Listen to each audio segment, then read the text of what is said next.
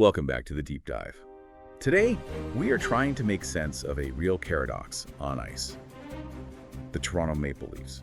I mean, this organization is going through one of the most volatile, or frankly just contradictory stretches of its entire season. It really is. It feels like a tale of two teams living in the same locker room. Right. On one side, you've got this total organizational turmoil, a mid-season coaching fire, and then almost immediately a huge injury wave that just cripples the blue line. It's chaos. And then on the other side, at the same time, the team somehow finds an ignition switch, flips the script, and goes on this dominant winning streak against some of the best teams in the league. Exactly. So our mission today is to cut through that drama and try to synthesize these competing stories for you.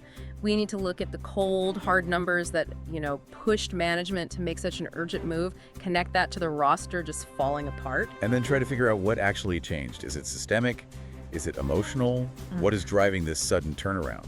Because this isn't just about one guy getting fired. It's about a clear pattern of instability that management is desperately trying to fix, and the message is loud and clear. Okay, so let's start with the big news, the internal shakeup.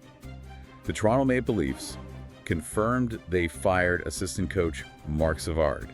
And this wasn't an end-of-season thing. This was mid-season, a quiet but very, very firm decision. And the reason why is so clear. It's quantifiable, which is why it happened so fast. It was the power play. It completely collapsed. Savard was the guy in charge of the power play, the PP. Yeah.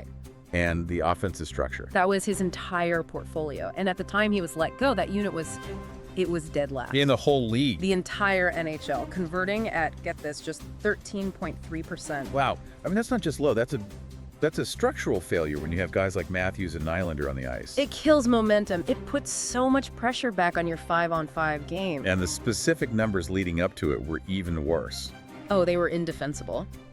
In December, before the firing, the team scored only two power play goals on 27 chances. 27. And then on a critical road trip, they went scoreless on 10 straight power plays. I have to think the straw that broke the camel's back was that shutout loss to Washington. The 4-0 loss, absolutely. They went 0 for 5 on the man advantage in that game alone.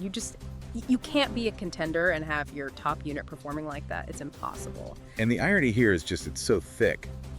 Savard was brought in by head coach Craig Berube. They worked together in St. Louis. Yep.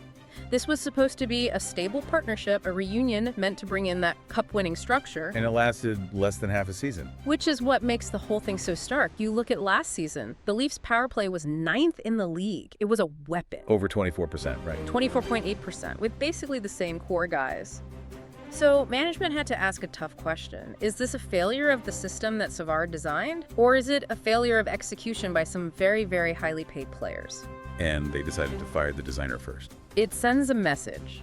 At that point, the team was last in the Atlantic with a 1-4-1 record in their last 6 games. It was a crisis. So this move protects Berube, the head coach.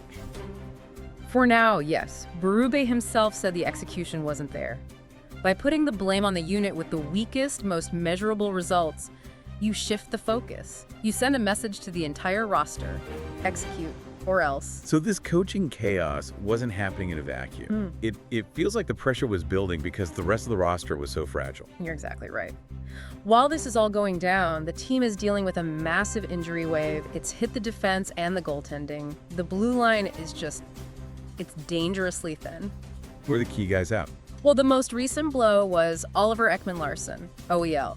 He left a game after an awkward fall, and he was one of their top-scoring defensemen. That's a huge loss. He was putting up serious points. 4 goals, 16 assists, that's big-time production, and a ton of ice time he suddenly have to replace. And he's just the latest one, right? He joins a pretty long list. A very long list. He's on the sidelines with Chris Tanev, who's been out since November, Brandon Carlo, who had surgery, and Dakota Mervis.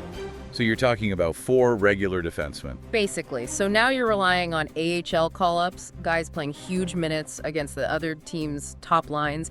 It just completely changes the DNA of every single game. And it's not just the defense. The situation in net is just as unstable. Joseph Woll is on injured reserve, lower body injury. The reports are saying he's not coming back anytime soon. So what's the response? It's been a scramble. They had to recall Arthur Akhtiamov from the Marlies because Anthony Stolarz, the other goalie, is also unavailable. So this all falls on Dennis Hildeby. He's the guy. He's carrying the entire workload. And to his credit, he's been fantastic. Yeah, I saw he had that shutout against Tampa Bay, his first in the NHL. He did. 29 saves. And that was after making 33 saves in a shootout loss to Montreal. He's been a real bright spot in all of this. But that's the paradox, isn't it? The system is under fire, the roster is crumbling, but you have this deep-seated talent that's stepping up. For Berube, though, every day is just about managing who's healthy enough to play. Okay, so this is where it gets really interesting. This is the great contradiction. Yeah.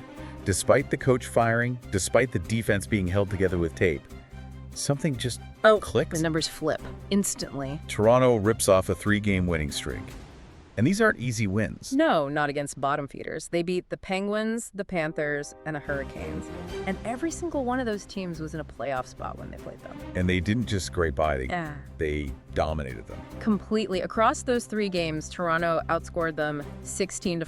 16-4. The reports said they handled them with no sweat. It was a full team effort, a complete reversal from the slump they were in. So, what happened?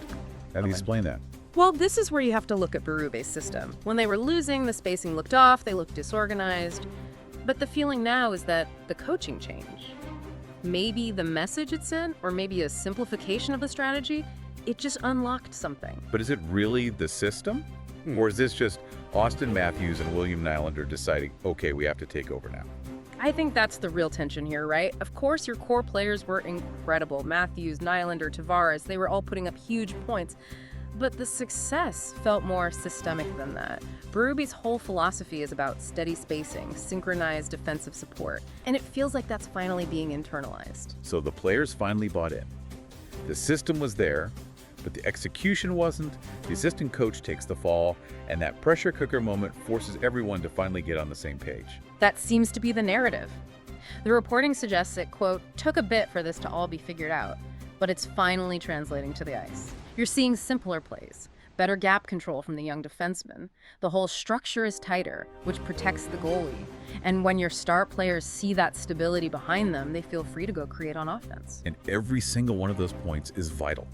When you're near the bottom of the conference, a streak like this can completely change the story of your season. It goes from crisis to overcoming adversity. Let's talk about the path forward.